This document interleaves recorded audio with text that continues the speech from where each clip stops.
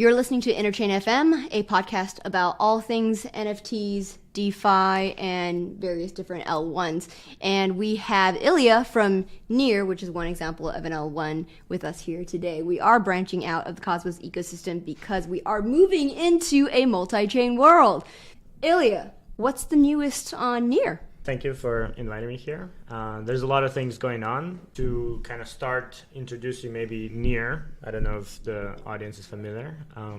We started as a scalability solution, but our focus always was how do we bring kind of this technology, blockchain technology, Web3, to broader audience, right, to kind of mass market.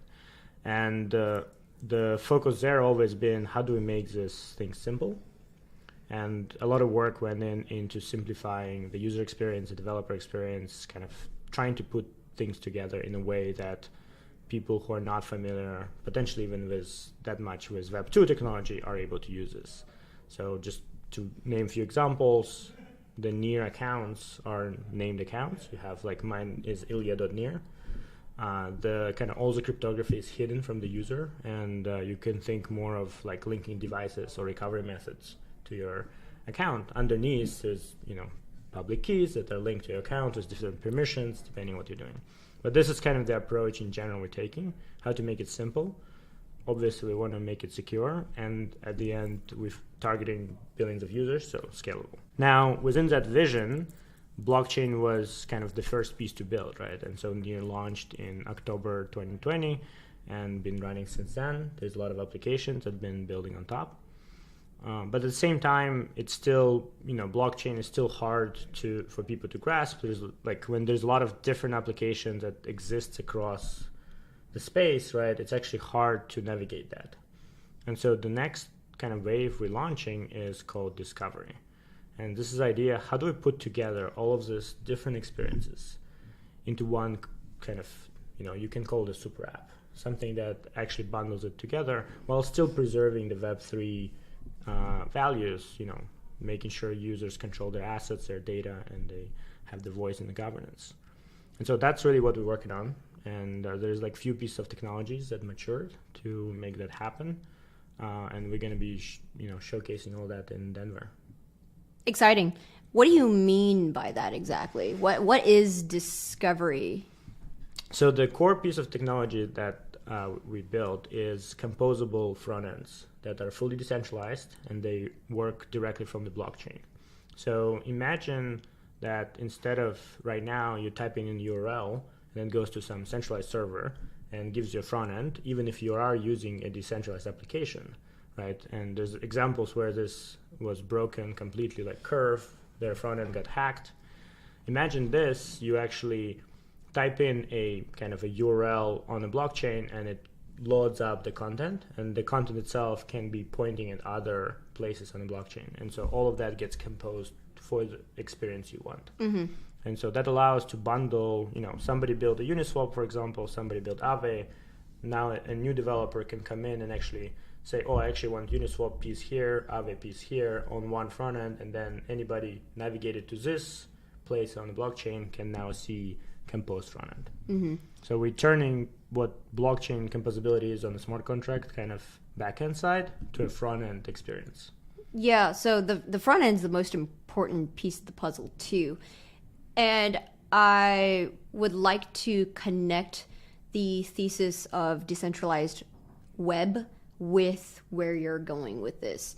I mean, first of all, there's a couple of components, right, under the hood. There's several choke points in this whole thing. So there's the front end, there's also the DNS layer, and there's the identity layer, among many other things. So is this only decentralizing the front end? Is it about where it's hosted? Where do you store data? What about the DNS? And how about the decentralized identity part? Are all of these things being solved, or is it only one aspect of that? So your identity is your kind of, for example, in our case, Near identity, although we are going to be launching as well Ethereum support. So you will be able to log in with MetaMask and actually interact with this. So you would get ENS out of the box? You'll get ENS out of the box.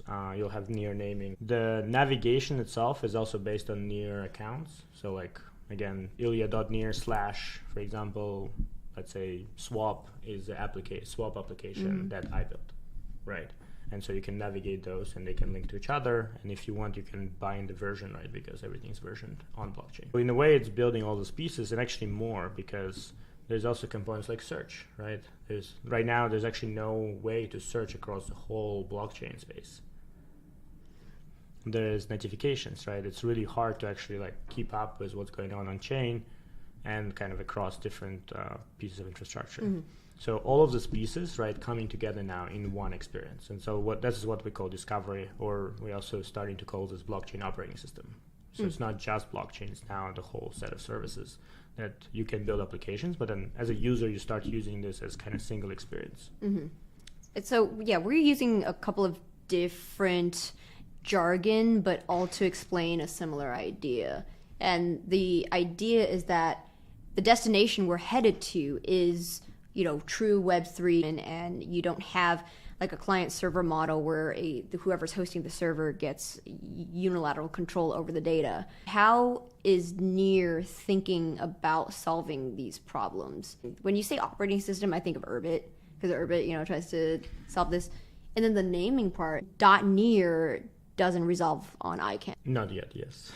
Yeah, so how do you address that? There's a few things, right? Again, the DNS is needed because you need to resolve a centralized server. If you don't need to resolve centralized server, you don't need DNS. The idea is that a blockchain ID, it can be near name, it can be ENS. If there is a protocol to resolve it into a decentralized front end, then you don't actually you just need a browser that supports it. It can be browser itself, it can be Electron app, it can be a web view that opens this itself. And so right now we have already web view, and then some people have like examples of how to build apps. And so web view is just, let's say there is a URL where this web view is hosted, and then after / you type in the URL on the blockchain. And so that gets, it pulls that content from blockchain and resolves it. Yeah. And so you can think of it, the browser directly let's say you call it near / right, colon / the address. And so browser directly goes, finds the closest RPC node, pulls the data from blockchain and shows you. And then you don't need DNS. So, the naming is on the blockchain directly. Does that mean that you're building your own browser that can recognize this? So right now we have the web renderer that you can host on any website. And so you can have many, many gateways like mirrors, right, that host this, and people can navigate the on-chain experiences. Browsers can integrate it, Chrome extensions can integrate it, you can have Electron apps, you can have mobile apps, you can have command line apps, right? Like it can pull this content from command line and try to render it. So like any way you want to experience this, right? The idea that you have this kind of, like we're moving away from a Web 2 model of, DNS server resolution, render the content, to this new way of doing things. Is there any room to bridge in between, like for, if you use something like Handshake, where you could acquire your .near and allow it to bridge to DNS, would it be beneficial for Near users in the meantime? Because then you could theoretically import the 2 or so billion people of online users to use this out of the box, rather than migrating all of them to this completely new system. Well, but Handshake doesn't really work with browsers for now. Yeah. Browsers, yeah. But with DNS it does, and if you have a browser that resolves with Dane, you could do it completely trustlessly. Yeah. So yes, either Handshake or somebody can port that technology and support near names directly. Because near names actually follow very similar domain name structure, and we actually have a full open space. Like .near, the fact that they're .near is just the current state. You can register as a top-level accounts. So there's Aurora, for example, as a top-level account. Got it. All right. And so where are the decentralized front ends hosted with Discovery? Well, the source code of the interfaces itself is on blockchain. It's stored on blockchain. And so when you want to see the specific UI experience, it pulls it all together. Yeah, it pulls it from blockchain for you directly into your client. Oh, okay. How would that scale to potentially thousands to hundreds of thousands of front ends? Why not? Scalable blockchain. On one monolithic layer, really? That's why we have sharding. Okay, all right. So all right, let's talk about that. How would that work? Well, so near at the core is a sharded blockchain, and we can go into the conceptuality, right? The only way to scale is to parallelize things, right? Mm-hmm. You can parallelize them by making them completely independent, the way Cosmos does it. You can parallelize them by calling them different names. That's how Ethereum does it. Or you can parallelize them and hide that from the user. And what do you mean by calling them different names, like how Ethereum? Optimism, Arbitrum. Oh, okay. It's just parallel environments that okay. like run in parallel, right? Mm-hmm. And so what we call sharding is a way where you do parallelize execution and state and transaction processing, but you don't showcase that to the user, right? You don't put it in their face. Sure. Because we don't believe that users should know about like which environment does this thing run. They should work as expected across all those different environments. And so the way this works is, and Near has a kind of specific design in this, is that we shard blocks. So you can think of like Near being one blockchain, but each block is sharded. So multiple different machines like in parallel run, execute one block. And so what this allows to do is to like have different pieces of one block. Yeah, different pieces of one block are run by different machines. Okay, and like when you're trying to query data from that blockchain, it's you're querying from different nodes. Yeah, depending on which part of the state. So the way from Cosmos world to think about it, you take all the Cosmos chains and then you smash them together. You shuffle them until all the blocks align, right? So they all produce blocks at the same time.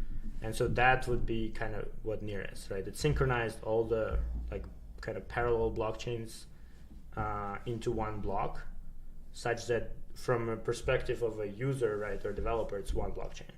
But inside, there's multiple different validators running different pieces of this blockchain. Okay, so how are the transactions sequenced? Well, so each account exists in one of these shards, right? So it's split between accounts, and so parallelization happens on account level.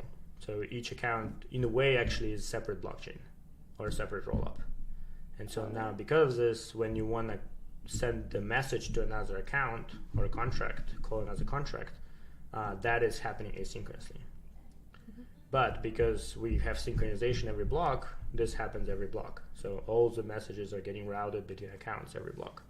So again, to Cosmos is, you shake them and then you IBC, like imagine every chain was just a account on Near. And so we have a lot of them, like 20 million of these chains. You shake them, you split them into like physical shards just for optimality. And then you IBC between all of them all the time. But like one second for IBCing all the messages between all the shards. Okay. So what are the trade-offs in this paradigm? How do the trade-offs in Near compare to Ethereum, and how do the trade-offs in Near compare to Cosmos? For sure, yeah. So the main trade-off, again, we're taking is we want to make sure that developers or users don't need to think about kind of complexity of sharding. The way they perceive this is as if it was a single blockchain. If they're developing a decentralized application, is that as its own shard? Well, they have an account that can be on any of the physical shards, but you can perceive that as a separate chain, a separate account, separate contract. So, for example, Aurora is a good example. Aurora is a contract on Near, which runs EVM. So the full EVM runs a single contract on Near. Inside it, there's a bunch of transactions and contracts, EVM contracts that run inside it. And so this contract can run together with others or have its own physical shard, depending on the needs of this account. Like very dynamic, we can allocate different accounts how much capacity they need. If, for example, your contract or account does not use much capacity, we can bundle it with others. But if it is actually like, for example, another chain of capacity, we can pull it out and put it into separate physical shard. To Cosmos analogy is like we bundled all this together, but then you can get up to a whole chain of capacity for your contract. You've got one shard where you could host the entire EVM in, and if you're the one that deployed it, and if it's hitting its throughput limits, then you would deploy another one? No, I mean that you can. So imagine, let's start. Near starts with one shard, right? So there's just one set of computers running in parallel, getting transactions, processing them, and producing the block. Now, let's say there's an application that is becoming very popular, right? So all the other applications are getting like kind of lack of capacity because there's limit in the block. And so what Near can do is add another shard and move that application into another shard and give it that application specifically a whole chain of capacity.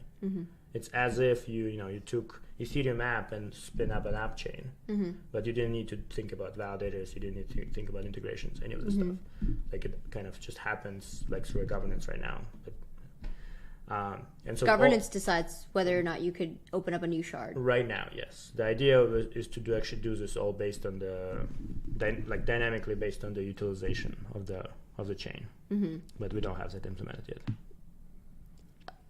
What is implemented right now? How does it currently? The governance based. Governance. So you can say like, hey, we need like 4 shards, and we want Aurora to have a separate shard. Okay. So as a dApp developer in the Near ecosystem, you have to lobby a consortium of Near stakers. Like validators mostly. Validators. Yeah. I see. And how many validators are there? 200. 200. What are the resource requirements for someone to run a validator in Near? It's pretty reasonable. I mean, there's a documentation on the website which we can check out, but it's like 100 gigabyte storage. I don't know, maybe 4 cores now, CPU, and like 16 gigs RAM, something like that. And how much Near nominally is someone does a validator need to run to get into the set? I think the current number is about 20,000.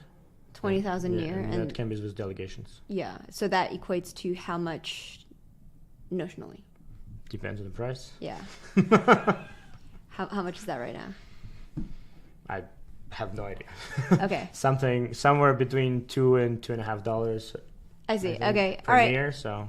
Okay. Right.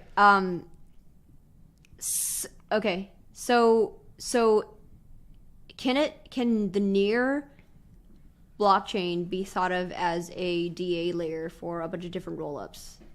It can be. Or shards. You're using shards for the terminology. So one way to think of Near is we have a consensus layer data availability, and then we have enshrined rollups. And so each account on Near is its own rollup, enshrined rollup. And then we split the enshrined rollups into a physical sharding layout. Okay, so what's the difference between an enshrined rollup and a shard, and a physical shard? So enshrined rollup is you have an account, you have transactions for this account, and then if something, let's say the posted state is wrong, you roll that back, right? Okay. Physical shard is you can have lots of enshrined rollups packaged in it. You receive all the transactions for all those rollups, and you process them. You can do it in parallel because they're independent. Okay. So physically we have 4 shards, but then each account is a rollup, right? So we have 20 million accounts. So we have 20 million enshrined rollups for physical shards right now. And then this number of shards can increase. I see. Okay. So am I understanding it correctly that the Near chain is a DA layer, and it's basically like a beacon chain sequencing all transactions across shards, and you have 4 total shards. Right. Governance gets to decide to add one or another, or remove one, or whatever, change the layout. And then within each shard, you have rollups, and those are applications. Yes. That's what I'm saying. I think that there's a mapping between applications and shards, right? And it can be dynamic, right? You can move applications between shards. And so developers don't need to think about the physical layout of sharding. Like you just deploy application and it just runs. And like we don't even show sharding, for example, in Explorer. Yeah. Because we don't want people to think about it. Yeah. Like if you go in RPC and like look at the block structure, you'll see that it actually is sharded. But like from a developer perspective, it doesn't matter. But the fact that you know that they're different named chains is what we're trying to remove in general. That's what I'm saying. Like right now, people need to think about like, oh, am I on this chain, on this chain, on this subnet, on this zone, on this roll up, on this parachain, right? That's what we don't want people to think about. In this monolithic model, you're stuck in a place where it's almost zero sum, because if your thesis is, well, every application could be hosted on one blockchain or on one ecosystem, that means that it invalidates another ecosystem. So this is why we're going up stack, right? That's why we have now decentralized front ends, and they can work with any other blockchain as well. Okay, so that means, are you in agreement with the idea that in the future, the consensus layer, the base layer, settlement layer, is going to be abstracted away such that the user just doesn't even need to see the underlying ecosystem, and then they could transfer assets or trade NFTs across every single ecosystem?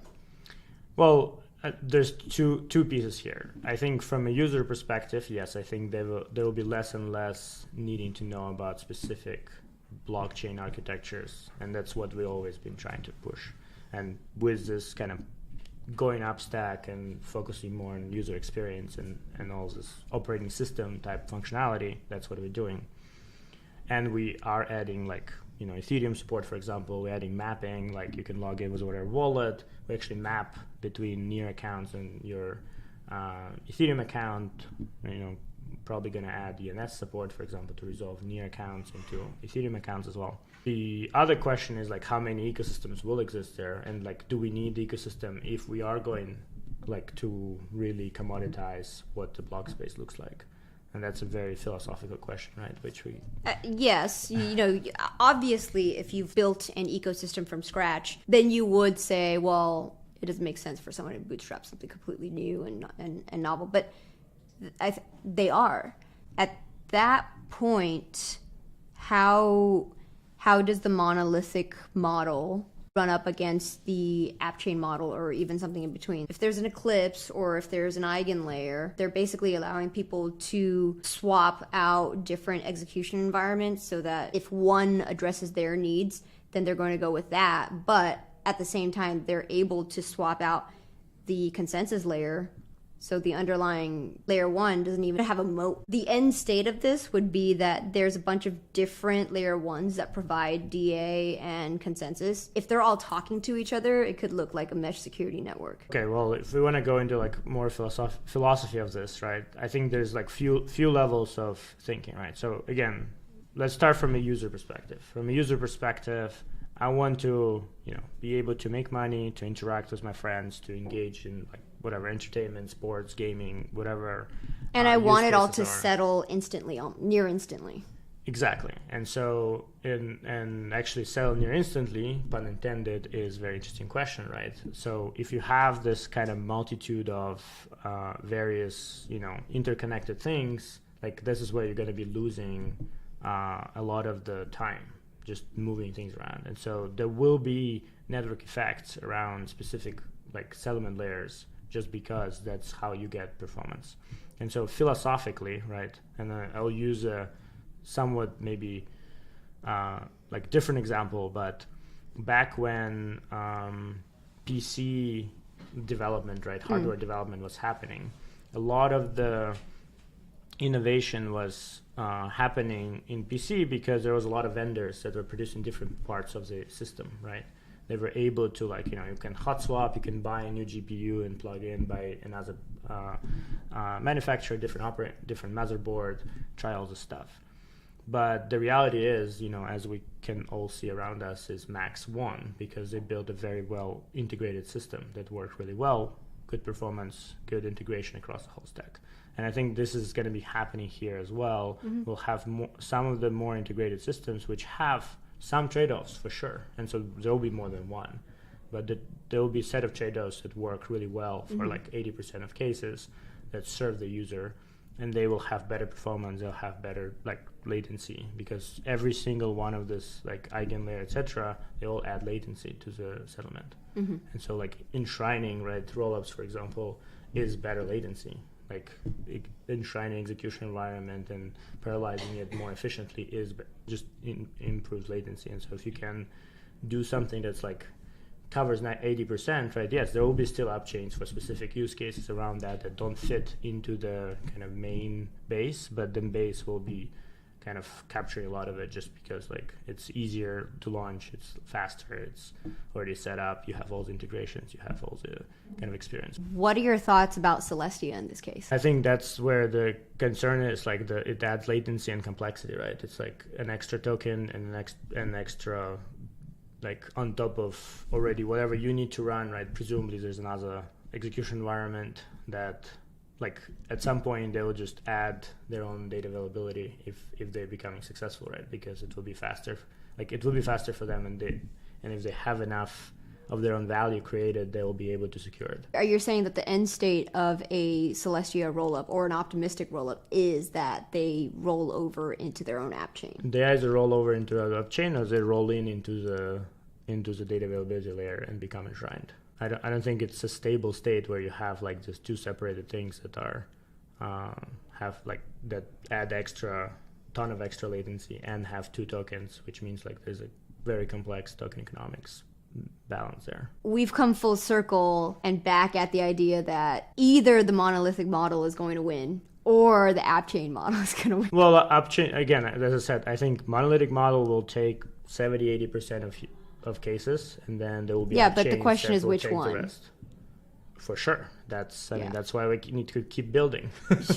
Sure. Right. I mean, I think like from our perspective, we need to really focus a lot more on use cases and applications now. We have the infrastructure now. Like we have all the pieces now, and so really now we need to start growing the usage across the board. And I think like yes, we can continue innovating on infrastructure, and there's a lot of experiments, but like honestly, they're interesting experiments, but we need to really start focusing more on kind of how do you get users to stick around, to engage more, to have like retention, all those things that like infrastructure people don't really like. For Near, what's the next biggest step that you're trying to achieve?